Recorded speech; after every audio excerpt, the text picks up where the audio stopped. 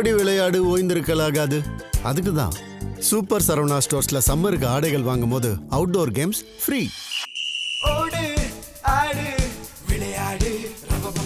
Super Saravana stores summer கோடையை கொண்டாடலாம்.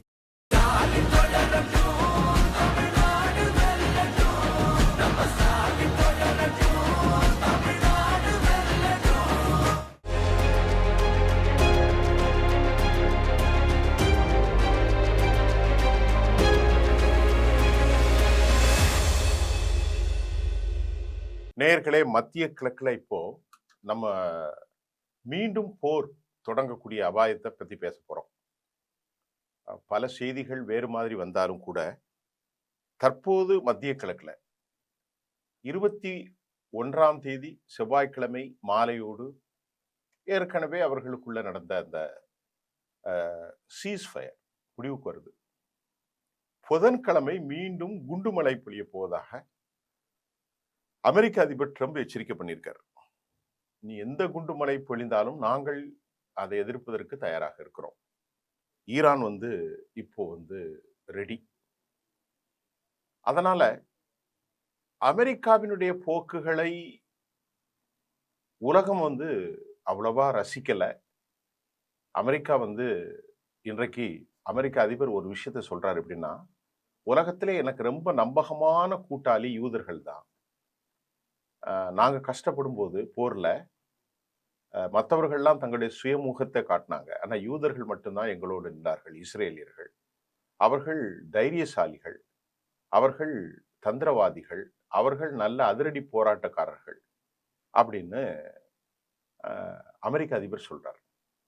இப்ப அவருக்கு நாம என்ன சொல்றோம்? அந்த போரை ஆரம்பித்ததே அவர்கள் தானே. இப்போ நேட்டோ நாடுகளே எச்சரிக்கிறார் அமெரிக்க அதிபர். இந்த போர் ஆதரிச்சு தனது அரசியல் வாழ்க்கைக்காக நீட்டி கொண்டது யாரு? Benjamin Netanyahu. அப்படி என்றால் அவர் தான் கடைசி வரைக்கும் நிற்பார். அவர் தான் தைரியசாலியா இருப்பார். அவர்கள் தான் மக்களை கொலை செய்வார்கள். ஒரு நாட்டுடைய இறையாண்மை மீறுவார்கள். அடுத்த நாட்டுடைய எல்லைகளை பிடிப்பார்கள். தாங்களே ஆபிரகாமுடைய உண்மையான புனிதர்கள் என்று சொல்வார்கள். தங்களுக்கே கடவுள் இந்த ராஜ்யத்தை கொடுத்தார் என்றெல்லாம் அவர்கள் பேசிக் கொண்டிருப்பார்கள். இவரும் ஒரு யூதர் தான். இந்த நிலையில்தான் மறுபடி புதன்கிழமை நாங்கள் பயங்கர தாக்குதல்கள். இதற்கு முன்னையெல்லாம் தாக்கவில்லையா? அப்போ இதுக்கு முன்னெல்லாம் கூழாங்கல்லையா தூக்கி அடிச்சாங்க. ஏதோ ஒண்ணு பேசுறார். புதன்கிழமை மறுபடி போர். இப்ப ஈரான் அதுக்கு என்ன சொல்லுதுன்னா, இங்க பாருங்க, யுரேனியம் எங்களுடைய புனித மண் என்று ஈரான் சொல்லிட்டாங்க. எந்த ஒரு நிலையிலும் அமெரிக்காவுக்கு நாங்க கொடுக்க போறதில்லை அப்படிங்கிறத தெளிவா சொல்லிட்டாரு. இன்னொரு செய்தி என்னன்னா, அமெரிக்காவுடைய இது பழைய செய்தி தான். ட்ரிப்போலி ஆப்ரஹாம் லிங்கன் கப்பல்ல பணியாற்றக்கூடிய வீரர்களுக்கு சரியாக உணவு இல்லை என்கின்ற செய்தி அவங்க குடும்பத்தினர் ரொம்பவே கவலைப்பட்டிருக்கிறார்கள். குறிப்பாக அமெரிக்காவில் அந்த இராணுவ வீரர்கள் அனைவர்களுக்கும் ஒருவருக்கு கொடுக்கக்கூடிய உணவை மற்றவர்கள் பங்கிட்டு உண்பதாகவும், அந்த அளவிற்கு அமெரிக்க கப்பலில் கொடுக்கப்படும் அந்த உணவுகளை எல்லாம் புகைப்படங்களாக எடுத்து அவர்களுடைய உறவினர்களுக்கு அனுப்பக்கூடிய அளவில் அவர்களுக்கு ஏதோ ஒரு இறையியல் ரீதியான பெரும் நெருக்கடி ஏற்பட்டிருப்பதாகவே நாம் அதை அறிந்து கொள்ள முடிகிறது. ஒரு சிறிய கரண்டி இறைச்சி, அதுல ஒரு டோர்டிலா மட்டுமே அவர்களுக்கு உணவாக வழங்கப்படுகிறது. பொதுவாக அந்த செய்தி என்ன வருதுன்னா, காய் கிடையாது, பழங்கள் கிடையாது, புதிய உணவுகள் கிடைப்பதில்லை, வீரர்களுக்கு காஃபி கிடையாது, பர்பஸை ஃபேஸ்ட் கூட கிடையாது, டியூட்ரண்ட் இல்லை, பெண்களுக்கு நாப்கின் கிடையாது. இந்த மாதிரி எல்லாம் ஒரு தட்டுப்பாடு. இதெல்லாம் சில அத்தாட்சிகளை மட்டும் நாம் புரிந்து கொள்ள வேண்டும். இத்தனை கோடிக்கணக்கான, ஆயிரக்கணக்கான, லட்சக்கணக்கான கோடிகளை செய்திருக்கக்கூடிய அமெரிக்கா ஒரு சானிட்டரி நாப்கின் கூட கொடுக்க முடியலன்னா, ஒரு சிறிய ஒரு காய்கள் கூட ஒரு 5000 பேருக்கு சப்ளை பண்ண முடியலன்னா, அவன் நாட்டில் உள்ள இராணுவத்திற்கு ஏற்பட்ட நெருக்கடி என்ன? இராணுவ வல்லுநர்கள் எச்சரிக்கிறார்கள். இது மன உறுதியை பாதிக்கும் அப்படின்னு சொல்றாங்க. யாருமே அமெரிக்காவுக்கு ஆதரவாக இல்லை. சரி, அடுத்து நம்ம லெபனானுடைய பிரச்சனை இல்லை. அமெரிக்கா லெபனானுடைய பிரச்சனையில் இஸ்ரேலுக்கு அழுத்தம் கொடுத்து தான் அந்த போரை நிறுத்தியிருக்காங்க. அது தற்போதைய போர் ஹிஸ்புல்லாவை அவர்கள் மௌனியாக்கினாலும் அது எந்த நேரமும் வெடிக்கும். இப்ப மற்றொரு செய்தியில வரும் திங்கட்கிழமை 2ஆம் கட்ட பேச்சுவார்த்தை பாகிஸ்தானில் மீண்டும் நடக்கும். ஏன்னா செவ்வாய்க்கிழமை மாலையோடு விவகாரம் முடிய போகிறது. புதன்கிழமை தாக்குதலை நடத்தப் போகிறேன் என்றே அறிவித்து விட்டார். ஆகவே இப்போது பாகிஸ்தானில் நடக்கக்கூடிய அந்த பாதுகாப்பு நடவடிக்கைகள், போலீஸ் இராணுவ மயமாக்கப்படுகிறது எல்லாம் பார்க்கிற போது நாளை அநேகமாக திடீரென ஒரு பேச்சுவார்த்தை நடக்கலாம் என்பதும் நாம் அதில் கருத்தில் கொள்ள வேண்டிய ஒரு செய்தியாக இருக்கிறது. அமெரிக்கா அடுத்த பேச்சுவார்த்தை நடத்திவிட்டு தான் போரில் ஈடுபடுவதை விட்டு வெளியேறிட வேண்டும் என்று திட்டம் தீட்டி வருவதாக தகவல்கள் வெளியாகி இருக்கிறது. அமெரிக்காவை பொறுத்தவரை போர் நடத்தும் சக்தி அவர்களுக்கு இல்லை. இப்பொழுது ஈரான் மாதம் ஒரு முறை 10,000 ஆளில்லா விமானங்களை அவங்க தயாரிக்கிறாங்க. பலவிதமான ட்ரோன்கள் தயாரிக்கப்படுகின்றது. இது மட்டும் இல்லாமல் சீனா ரஷ்ய தொழில்நுட்பங்கள் சாதனங்களை பயன்படுத்தியும் அவர்கள் தொடர்ந்து போராடுவதற்கு தயாராக இருக்கிறார்கள். அவர்களுடைய வாழ்வு மரணம் எல்லாமே போர் தான். அதனால அதைத்தான் செய்ய முடியும். அமெரிக்காவுக்கு அப்படி அல்ல. அதனால அமெரிக்கா மோதினால் சிக்கலில் தான் அமெரிக்கா படும். இப்பொழுது ஹெர்மூஸை அவர்கள் தடுத்து போயிட்டாங்க. அமெரிக்கா ஹெர்மூஸை தடுத்து, ஆனாலும் கப்பல்கள் ஒரு 9 கப்பல்கள் சென்று விட்டது. பெரிய கப்பல்கள் எங்க சீனாவுக்கு சென்றிருக்கிறது. இதற்கிடையிலே டொனால்ட் ட்ரம்ப் ஒபாமா செய்த ஒப்பந்தத்தை விட கீழிறங்கி போகும் பாதக நிலையில் தான் அமெரிக்கா உள்ளது. இப்பொழுது வந்த செய்தியை ஈரான் மறுக்கிறாங்க. என்னமோ ஈரான் இவர்கள்ட்ட கொடுத்த பைசா 20 பில்லியன் என்று சொன்னால் 1,80,000 கோடி கொடுங்க, நாங்க உங்களுக்கு இந்த அணு ஆயுத ஃபைல் எல்லாம் கொடுத்துறோம்னு ஈரான் மறுத்திருக்கிறது. உயிரே போனாலும் நாங்கள் கொடுக்க மாட்டோம், இது எங்களுடைய ஹோலி டெஸ்ட் என்று அவர்கள் சொல்லியிருக்கிறார்கள். இப்ப அவங்க வைக்கிற கோரிக்கையில 270 பில்லியன் அமெரிக்க டாலர்கள் இழப்பீடாக கேட்டிருக்கிறார்கள். ஹெர்மூஸ் விஷயத்தை பொறுத்தவரை யூரோப் யூனியன் கூட அது சர்வதேச விவகாரம் என்றுதான் சொல்கிறார்கள். அதை நீங்கள் திறந்து விட வேண்டும் என்று. 40 நாடுகள் கூடியிருந்தாலும் அது ஒரு உப்புச்சப்பு இல்லாதவை. ஒரு உடல்நிலை சரியில்லாதவனுக்கு தண்ணி போன்று ஆகாரத்தை உப்பும் இல்லை, சப்பும் இல்லை, காரமும் இல்லை, இப்படித்தான் இருக்கிறது. இதற்கிடையில இந்த 40 நாடுகள் கூடிய ஐரோப்பிய யூனியன் அதெல்லாம் ஒன்றுமே வேலைக்கு ஆகாது. ஏராளமான இஸ்ரேல் உளவாளிகள் இப்பொழுது மொசாட்டினுடைய மிக முக்கியமான அந்த கம்ப்யூட்டர் ஆவணங்கள் ஹேக் செய்யப்பட்டிருப்பதாகவும் சொல்லப்படுகிறது. மற்றொரு செய்தி என்னவென்றால், மொசாத்தினுடைய பணிகளில் யாரெல்லாம் இருக்கிறார்கள் என்பதை இதன் மூலமாக அவர்கள் நிறைய பேரை கைது செய்து வருகிறார்கள். உளவாளிகளை யாரோடெல்லாம் தொடர்பு இருக்கிறது, யாரெல்லாம் உள்ளிருந்து வேலை பார்க்கிறார்கள் என்பதை ஈரானில் இருந்தும் சர்வதேச நெட்வொர்க்கை அவர்கள் எடுத்திருப்பதாகவும் செய்தி வருகிறது. இந்த டீகோடிங் முறையில் சீனாவில் இருந்து இறக்குமதி செய்யப்பட்ட போலியான பிம்பங்களை வச்சுதான் அமெரிக்காவை ஏமாத்திருக்கிறார்கள். அதாவது 13,000ற்கு மேற்பட்ட நிலைகளை தாக்கி அளித்தாலும் இன்றைக்கு வரை ஈரான் அதில் ஒன்றும் மடிந்து விடவில்லை. இப்ப டிகோடிங் முறையில் சீனா விமானங்களை போன்று எல்லாவற்றையும் அவர்களுக்கு கொடுத்த அந்த 3D பெர்ஃபார்மன்ஸ், அதுல தான் போலியான இராணுவ தளங்களை போல் சித்தரித்து ஈரான் தனது தாக்குதலை நிறுத்தாமல் இன்று வரைக்கும் நடப்பது. உண்மையான அவர்களுடைய பலிஸ்டிக்ஸோ ஏவுகணைகள் எல்லாமே பாதுகாப்பான இடத்தில் இருப்பதுதான் இப்போது முக்கியம்.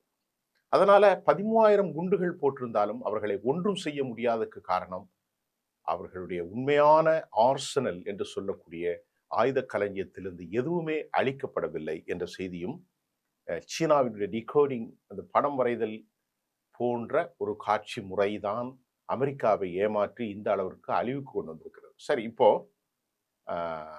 ஐஆர்ஜிசியினுடைய கொசுப்படை மஸ்கிட்டோ, அதாவது என்ன சொல்றது, அந்த கொசுப்படைகளின் மூலம் நியூயார்க் டைம்ஸ்ல ஒரு செய்தி ஒன்று வழியா இருக்கிறாங்க. அதை பார்க்கலாம். அது என்ன செய்தி அப்படின்னா, சர்வதேச ஆய்வாளர்கள் நியூயார்க் டைம்ஸ்ல ஒரு செய்தியை அவங்க ஆய்வு செய்து, இந்த உண்மையான செய்தி, நான் சொல்றதெல்லாம் ரொம்ப உண்மையான செய்திங்க. இந்த செய்தி நியூயார்க் டைம்ஸ்ல வந்த ஒரு ஆய்வாளர்களுடைய கட்டுரை.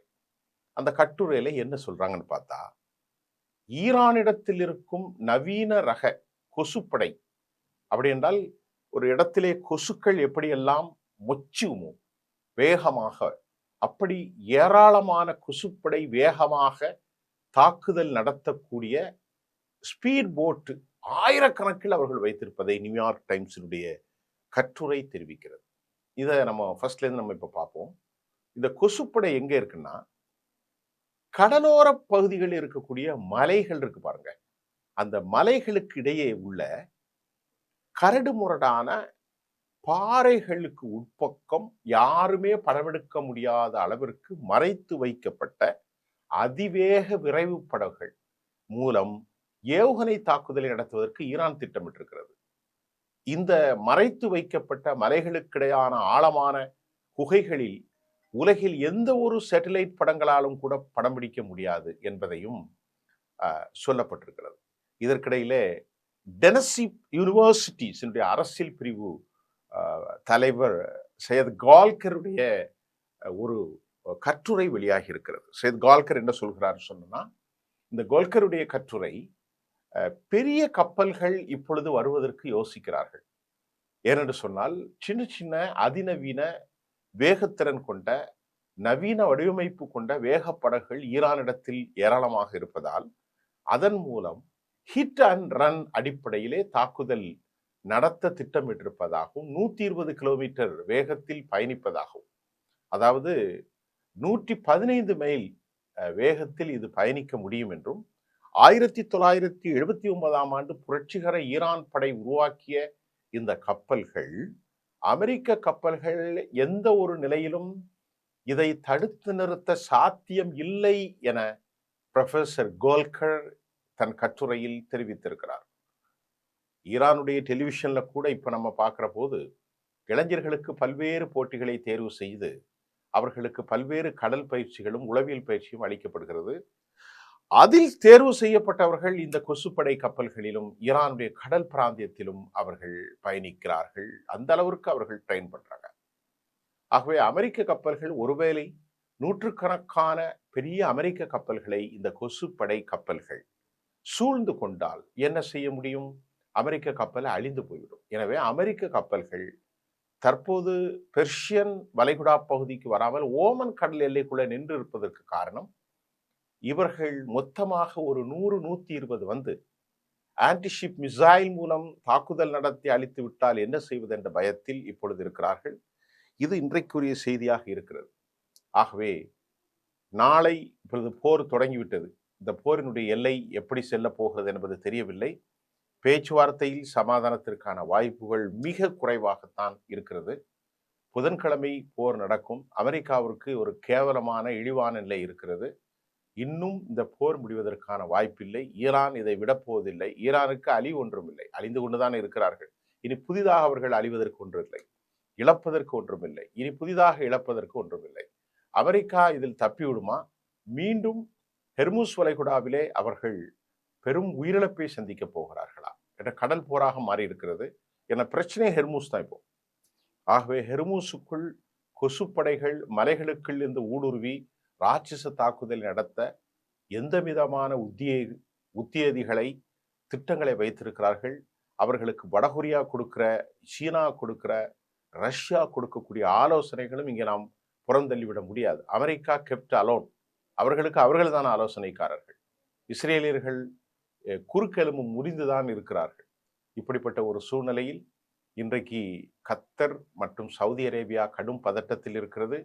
ஹெர்முஸ் வளைகுடாவை நாங்கள் திறப்போம், அது எங்களுக்கான பகுதி என்பதிலும் அவர்கள் உறுதியாக இருக்கிறார்கள். பிரான்சு கூட அது பொது பகுதி என்றுதான் சொல்லிக் கொண்டிருக்கிறது. ஆனாலும் அவர்கள் போருக்கு வரப்போவதில்லை. அமெரிக்கா ஐநா மன்றங்களை எல்லாம் முடக்கி தாங்கள் செய்த பாவ காரியங்களுக்கு தண்டிப்பு செய்யாமல் அதை மாற்றிருக்கிறார்கள். இது பொதுவாக அமெரிக்காவினுடைய நிலைகள் இப்படி இருக்கிறது. அது என்ன நடக்கப் போகிறது? இன்னும் ஒரு 48 மணி நேரத்தில் எல்லா முடிவுகளும் வந்துவிடும். அதற்குள் மீண்டும் அடுத்த செய்தியில் உங்களை சந்திக்கின்றேன். நன்றி.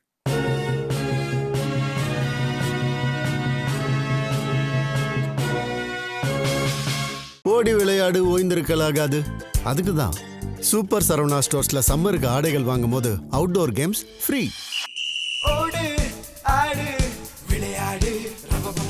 சூப்பர் சரவணா ஸ்டோர்ஸ் சம்மர் கோடையை கொண்டாடலாம்.